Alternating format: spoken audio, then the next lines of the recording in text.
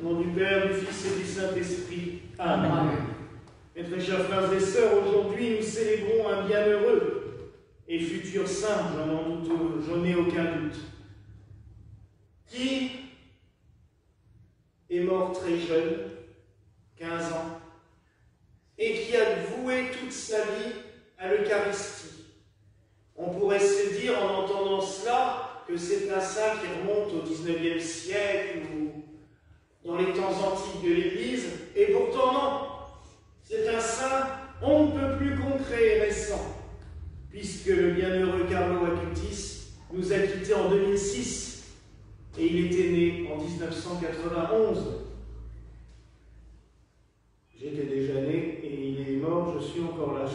C'est impressionnant quand on y pense. On se dit, mince, il a vécu en même temps que nous. Il est d'une génération très récente.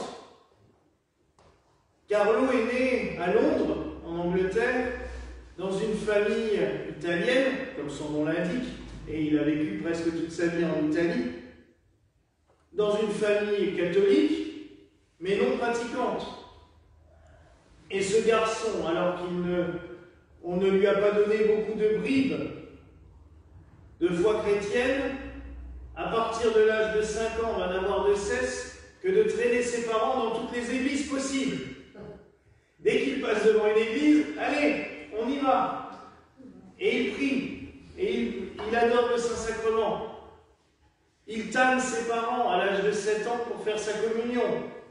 Alors, comme ils revivent de nouveau en Italie, il se tourne vers un prélat qu'ils connaissent, et il lui demande son avis, est-ce qu'on peut? Le prélat interroge l'enfant et dit, oh oui, oui, surtout, allez-y, faites-lui faire sa première communion, même si c'est jeune. Il a le sens de l'Eucharistie. Et on ne s'imagine pas à quel point. Car ce jeune, tout en étant un gamin italien dans sa splendeur, donc vous aurez deviné qu'il adore le foot, est passionné par l'Eucharistie et par cette chose nouvelle qui commence à frémir un petit peu. Et c'est vrai que lui, il n'a même pas eu cette chance de connaître ça. C'est vrai. Nous, on a eu cette chance de voir Internet naître. Je me souviens, en 97-98, j'étais un copain de classe, il avait Internet 2 ans avant moi. Et on pouvait aller taper sur Yahoo ou sur Voilà, à l'époque il n'y avait pas Google, et on trouvait des choses, on tapait quelque chose, et on trouvait des sites qui parlaient de ça.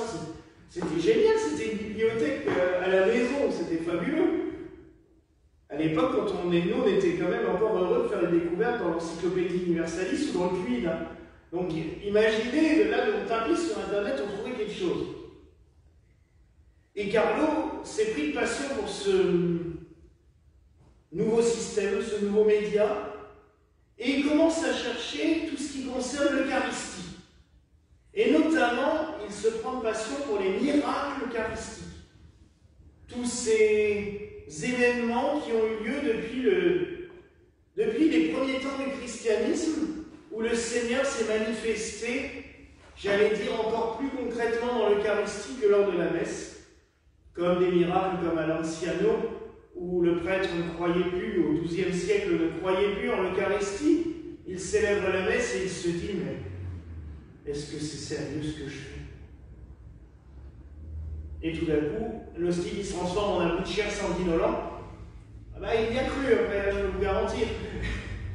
Mais Carlo se passionne pour ce genre de miracle, ou comme celui de Boissé-Néry-Isaac que nous avons pu vénérer, ou pareil, l'hostie, au moment où le prêtre rend l'hostie, du sang s'écoule, en imbibe tout le corporal et la pierre d'autel. Et nous avons eu cette chance de pouvoir vénérer il y a quelques années le corporal et la pierre d'autel imbibés de sang. Il se passionne, il commence à se documenter, à faire des recherches.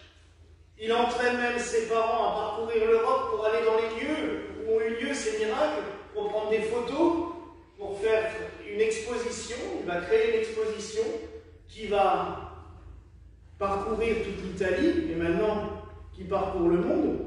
J'ai pu la voir, on l'a vu au Mont-Saint-Odile, là, il y a quelques mois. Et il crée un site internet où il raconte cela. Tous les miracles, il les recense, il les raconte, il les explique aux gens. Et il aurait certainement fini un jour par devenir prêtre, vu comme c'était parti. Mais en 2006, patatras. Il commence à se sentir mal. On prend ça pour une grippe, et la grippe ne se soigne pas. On fait d'autres examens, et on lui diagnostique une leucémie foudroyante. Et en quelques mois, il s'éteint dans la paix du Seigneur. Et là, tout le monde pourrait se dire, mais le Seigneur est totalement fou. Pourquoi il enlève ce jeune homme qui pourrait être sans doute un prêtre de renom un jour, avec des missions? Et on se rend compte très vite après la mort de ce jeune homme, que le site il continue à prospérer, que l'exposition est demandée dans le monde entier. Les parents sont obligés de reproduire cette exposition sur des panneaux à l'infini pour la diffuser partout. Et qu'en fait, depuis sa mort, Carlo fait encore plus de boulot qu'étant en vie. Et ça pousse le diocèse de Monza, là où il était, le diocèse d'Assise, parce que Carlo avait demandé avant de mourir à être enterré dans la tombe de sa famille maternelle, qui était à Assise.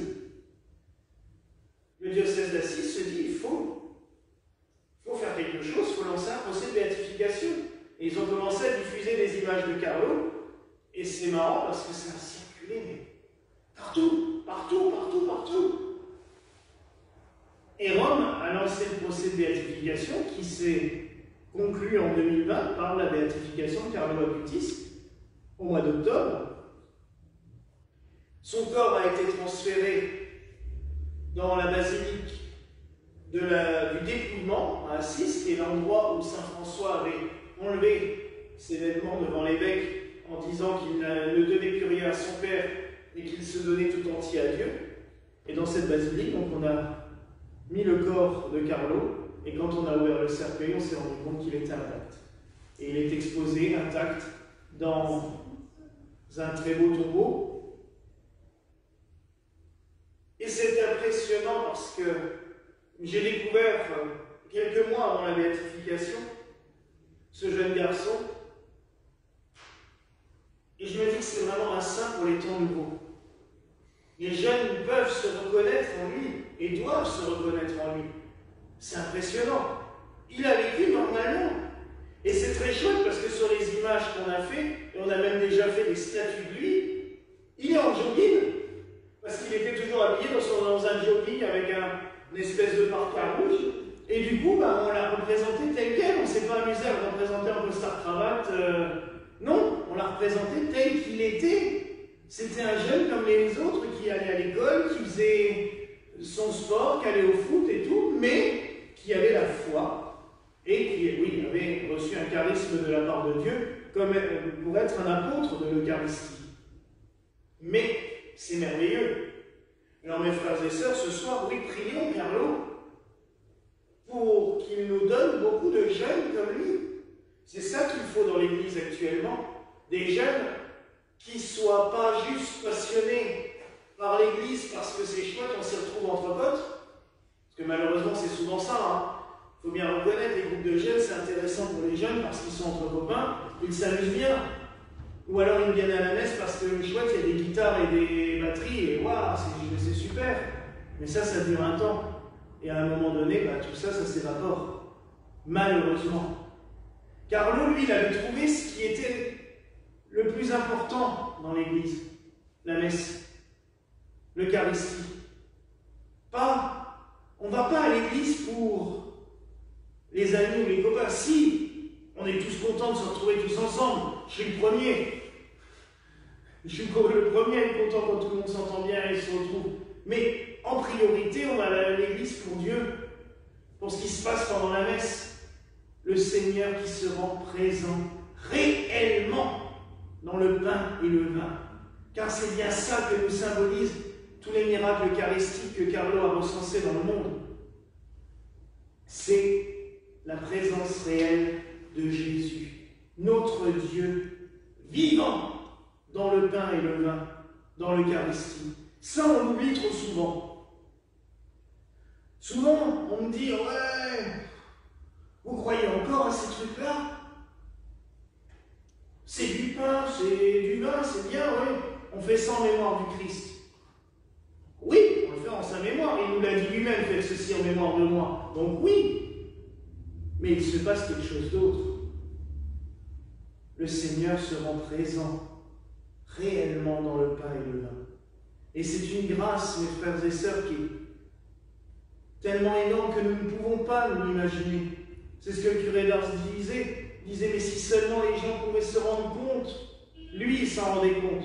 Parce que je pense qu'il voyait énormément de choses dans le pain et le vin quand il le tenait. C'est bien pour ça que le serment de messe devait sonner la cloche. Pour rappeler le curé d'Ars à l'ordre, parce que sinon la messe, elle aurait duré 4 heures.